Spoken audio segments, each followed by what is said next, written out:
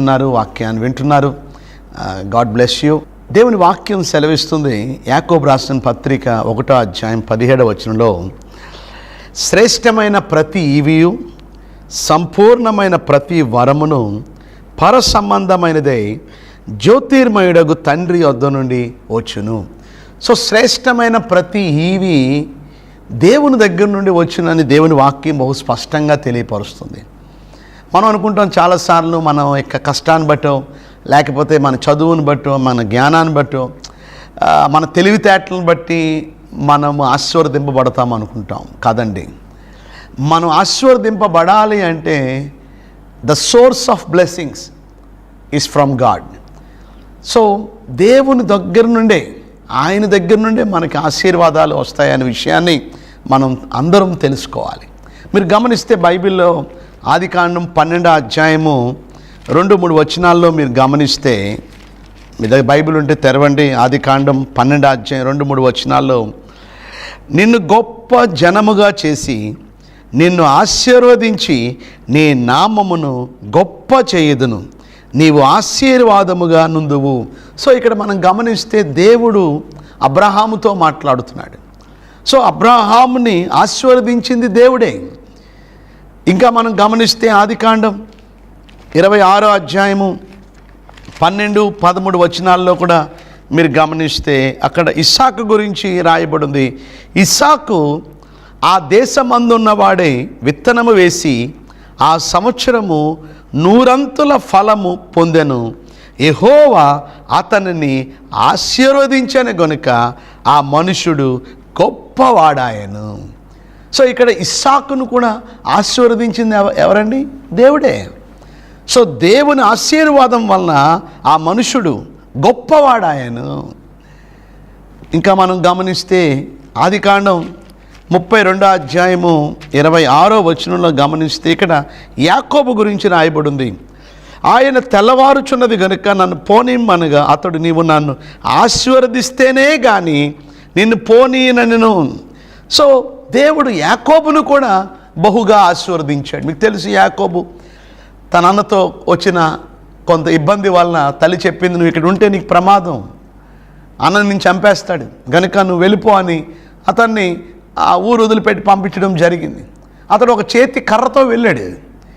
అతనికి ఆధారం అంటూ ఎవరూ లేరు, ఒక్కడిగా వెళ్ళాడు, ఒక చేతి కర్రతో వెళ్ళాడు. కానీ దేవుడు 2 గుంపులుగా దేవుడు తీసుకుని వచ్చాడు. అనగా బహుగా దేవుడు యాకోబుని ఆశీర్వదించాడు.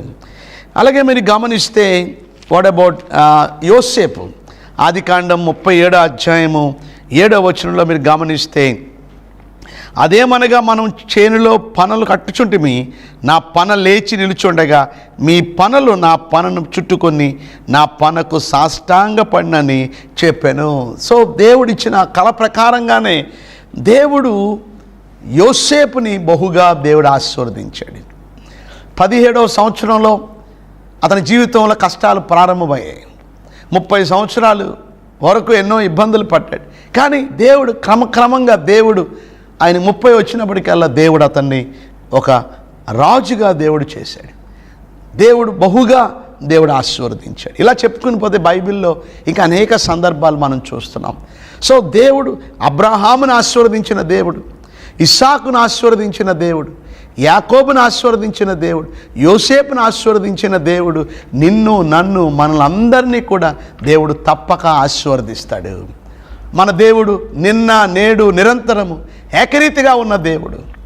దేవుడు తప్పక, ఆయనలో పక్షపాతం లేదు. దేవుడు తప్పక మనల్ని ఆశీర్వదిస్తాడు. కానీ నా ప్రశ్న, మనకెందుకు ఆశీర్వాదాలు రావట్లేదు? ఆశీర్వాదాలు రాకపోవడానికి ఏమిటి ఆటంకాలు? పైన పెద్ద ట్యాంక్ ఉంది, నీళ్ళ ట్యాంకు, నీళ్ళు సమృద్ధిగా ఉన్నాయి ట్యాంకులో, కానీ కింద ఉన్న వారికి ఆ ట్యాపుల్లోకి నీళ్ళు రావట్లే. ఎంతో ప్రయాసపడుతున్నారు ఆ ట్యాపుల్లో నీళ్ళు రావడానికి, ఎన్నో ప్రయత్నాలు. ఆ ట్యాప్ మార్చి ఇంకో కొత్త ట్యాప్ మారుస్తున్నారు. కానీ ఎన్ని ట్యాపులు మార్చినా నీళ్ళుగా రావట్లా. పైకి వెళ్ళి చూసి వచ్చారు ఆ ట్యాంకులో నీళ్ళు ఉన్నాయా లేవా అని. పైకి వెళ్ళి చూస్తే నీళ్ళు చక్కగా ఫుల్గానే ఉన్నాయి.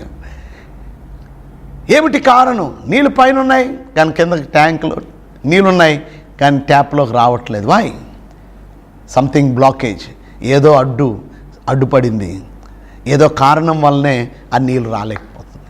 ఈరోజు అదే విషయాన్ని మీరు గమనించాలి.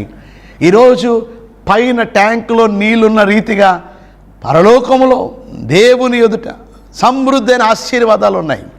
కానీ మన కిందకి అనగా మనకెందుకు రావట్లేదు ఆశీర్వాదాలు?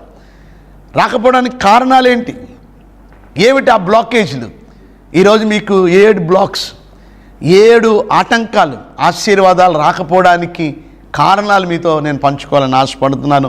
మీ నోట్స్ ఉంటే చక్కగా ఈ పాయింట్స్ మీరు నోట్ చేసుకోవాలని మనవి చేస్తున్నాను.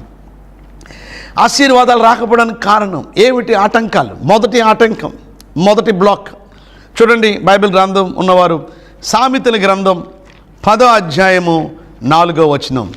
సామెతల గ్రంథం 10వ అధ్యాయము 4వ వచనాన్ని మనం చదువుకుందాం. మీకు స్క్రీన్ మీద కూడా మీకు కనపడుతుంది.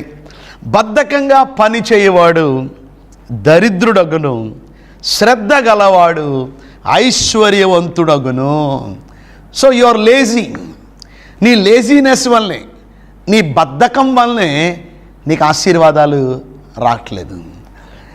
ఈరోజు వాక్యంలో రాయబడి ఉంది, పని చేస్తాడు వాడు. కానీ ఎలా పని చేస్తున్నాడు? బద్ధకంగా పని చేస్తున్నాడు, నీరసంగా పని చేస్తున్నాడు. బద్ధకం అంటే సోమర్తనం, అంటే ఈరోజు చేయవలసిన పనిని రేపటికి వాయిదా వేయడం. చేద్దాంలే ఈరోజు కాకపోయినా రేపు చేద్దాంలే. నీరసం. ప్లేట్లు మాత్రం శుభ్రంగా తింటాడు, తర్వాత మాత్రం పని చేయరా అంటే నీరసంగా ఉందా అంటాడు, పని చేయడు. ఈరోజు మనకి ఆశీర్వాదాలు మనకు కావాలి అంటే మనలో ఉన్న బద్ధకాన్ని వీడాలి. ఈరోజు నా సమయం లేదు కనుక నేను ఎక్కువ ఒక పాయింట్ మీద నేను ఎక్కువగా టైం ఎక్కువగా వేస్ట్ చేయడం నాకు ఇష్టం లేదు. మీకు తెలుసు, ఈరోజు దేవుని యొక్క వాక్యం సెలవిస్తుంది. బైబిల్లో కొలసీ పత్రిక 3వ అధ్యాయం 23వ వచనంలో ఏమని రాయబడి ఉందంటే, కొలసీలు రాసిన పత్రిక 3వ అధ్యాయము 23వ వచనంలో, ప్రభువు వలన స్వాస్యమును ప్రతిఫలముగా పొందుదమని ఎరుగుదురు గనుక మీరు ఏమి చేసినను అది మనుష్యుల నిమిత్తము కాక ప్రభువు నిమిత్తమని మనస్ఫూర్తిగా చేయుడి. కనుక ఏ పని అయినా చురుకుతనంతో మనస్ఫూర్తిగా హోల్ హార్టెడ్గా మనం ఎప్పుడైతే మనం చేస్తామో తప్పక అందులో గొప్ప ఆశీర్వాదం ఉంది. సో ఒక మాటలో చెప్పాలంటే పని కలిగి ఉండండి, పని లేకుండా ఉండకండి. పౌలు భక్తుడు అన్నాడు, మీరు పని చేయకపోతే మీరు భోజనం చేయొద్దు అన్నాడు. సో మనం తప్పక పని చేయాలి, ఖాళీగా ఉండడానికి వీలు లేదు. Idle's man's mind is a devil's workshop. అంటే అర్థం, నువ్వు ఐడిల్గా ఉంటే, ఒంటరిగా ఉంటే నీ మైండ్ డెవిల్కి ఒక ఆయుధంగా మారిపోతుంది. కనుక దేవుని బిడ్డలుగా మనం నేర్చుకోవాల్సింది చురుకుతనం అనేది చాలా ముఖ్యం. చూడండి, రెబెకా మరి ఆమె ఎంతో చురుకుగా చలాకీగా, ఆమె కేవలం ఎలియాజరుకి మాత్రమే కాకుండా ఏమండి ఆ 10 ఒంటెలకు కూడా ఆమె నీళ్ళు పోసింది. ఇలా ట్యాప్ ఇప్పితే నీళ్ళు వచ్చేది కాదండి. మరి ఏమంటే ఆ బావిలోకి దిగి మరి ఆ కడవరు ముంచి మరలా పైకొచ్చి మరలా దిగి మరలా పైకొచ్చి, చూడండి ఎంతగా ఆమె ప్రయాసపడిందో. ఆమె పడిన ప్రయాసకి ఏమండి తప్పక దేవుడు ఆశీర్వాదాన్ని ఇచ్చాడు. ఒక గొప్ప భక్తునికి కోడలుగా మారిపోయింది, ఒక గొప్ప ఆత్మీయుడికి భార్యగా అయిపోయింది. ఏమండి దేవుని యొక్క వంశావళిలో ఆమె కూడా మరి చేర్చబడిందంటే ఇంత గొప్ప ఆధిక్యత రెబెకాకు రావడానికి గల కారణం ఆమెలో ఉన్న చురుకుతనం. సో దేవుని బిడ్డలుగా ఈరోజు మనము ఆశీర్వాదాలు మన జీవితాల్లో బ్లాక్ అవ్వడానికి మొదటి కారణం మన లేజీనెస్, మన బద్ధకాన్ని. సో బద్ధకాన్ని విడిచిపెట్టాలి.